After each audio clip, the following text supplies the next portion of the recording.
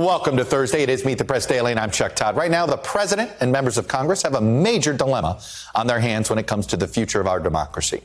It's a dilemma that's bigger than simply trying to come to an agreement on a January 6th commission, and it's arguably bigger than any single legislative priority, even the sweeping H.R. 1 bill on voting rights. What I'm talking about is the growing movement among Republicans at the state level aiming to give Trump allies more power to subvert election results, essentially rig the umpires, buy off the umps.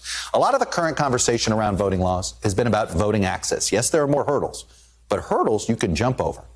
Crooked umps is harder to deal with. But that's not what we're focusing on here. We're focusing on the crooked ump issue. Bottom line, these Republican efforts could make the chaos of the 2020 election look quaint compared to what we might see in future elections. Let me walk you through this. Right now, as you can see here, Republican legislatures in states across the country, from coast to coast, Montana to Florida, are enacting a slew of new restrictive voting laws, seemingly in response to the lies about election fraud being pushed by Donald Trump, still being pushed by him, by the way. Amazing how many elected Republicans just ignore and stick their head in the sands at this delusional stuff that the former president pumps out every day. Anyway, this is not just about limiting access to voting. In some of these new laws, the changes to how elections will be administered are what could be most impactful. Let me take you to Georgia. That's a place where the law has already been enacted, and this takes power away from the Secretary of State's office. Well, we knew, which you might remember, they did intervene. They did defend the state's election results from Trump's attacks. They won't be able to do that next time. Now, Trump loyalists in the state's Republican legislature will have sweeping new powers over potentially certifying those election results. Let me take you to the state of Texas. The law the Democrats have blocked for now will give courts more power to void election results.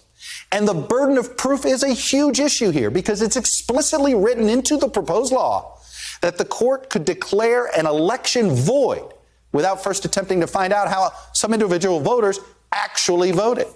Let me take you to Arizona, where Republicans are conducting that bizarre audit, if you will. A proposed law would strip the current Secretary of State, a Democrat, of her powers to defend election laws before 2024.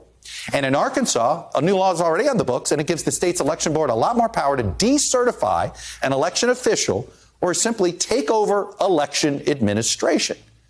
So what makes these Republican measures so powerful is that there is basically nothing to counteract them in the Democrats' federal legislation on voting rights. The legislation would expand voting access. It would try to limit gerrymandering. It would increase some financial transparency when it comes to campaign finance, dark money groups. Doesn't deal with election administration at the state level really at all. So what we're seeing is a case of asymmetrical warfare where Democrats are battling over who gets to vote. Republicans are also focusing on who gets to decide which votes actually count. Think of it this way. In a close game, in baseball or basketball, a crooked ref or crooked ump can tip the balance. Well, in a close election, that's what we're staring at.